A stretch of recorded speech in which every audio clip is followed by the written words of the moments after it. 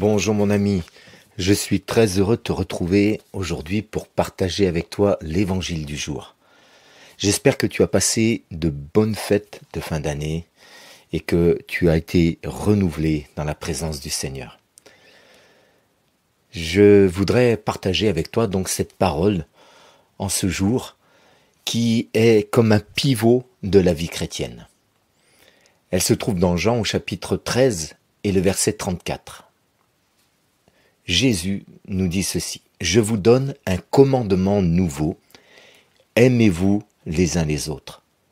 Comme je vous ai aimé, vous aussi, aimez-vous les uns les autres. » Ce que nous devons comprendre, toi et moi, pour cette nouvelle année 2023, ce que peut-être nous avons déjà connu dans le passé, mais que nous devons connaître à nouveau, y être renouvelés, et c'est un élément dans lequel nous devons grandir, c'est l'amour.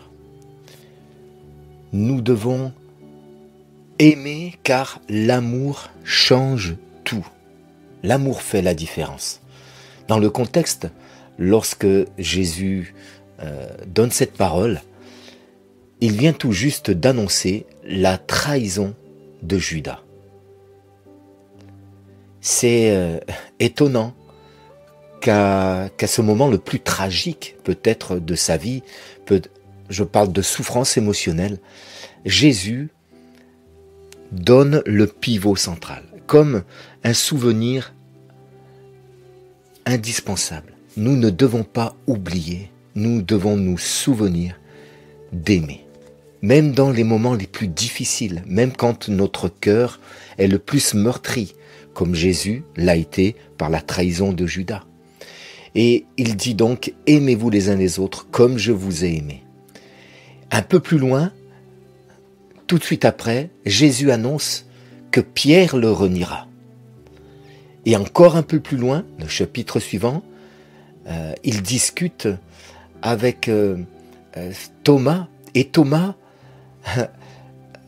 montre de l'incrédulité. Donc que ce soit dans le reniement, que ce soit dans l'incrédulité, que ce soit même dans la trahison, Jésus annonce à ses disciples et il nous annonce à toi et moi aujourd'hui, nous devons nous aimer les uns les autres, car l'amour change tout. Mon ami, je ne te parle pas d'aimer quand c'est facile. Jésus ne nous dit pas de le faire quand c'est facile. Il ne nous demande pas de pardonner quand c'est facile, quand nous ne sommes pas touchés ou atteints. Il nous demande de pardonner et d'aimer quand c'est difficile. C'est là la différence, c'est là la marque du disciple.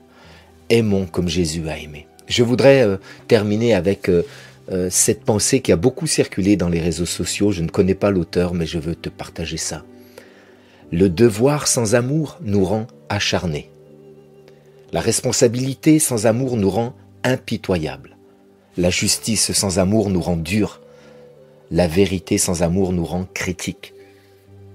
L'intelligence sans amour nous rend rusés. La gentillesse sans amour nous rend hypocrites. L'ordre sans amour nous rend légalistes. L'honneur sans amour nous rend orgueilleux. La possession sans amour nous rend avares. La foi sans amour nous rend fanatiques. Finalement, la vie sans amour est une vie sans Dieu, car Dieu est amour. C'est pourquoi ses disciples doivent aimer comme Jésus nous l'a montré. Il a pardonné à celui qui l'a trahi. Il a relevé celui qui l'a renié. Il lui a confié un ministère excellent. Et il a encouragé celui qui doutait, qui était incrédule même.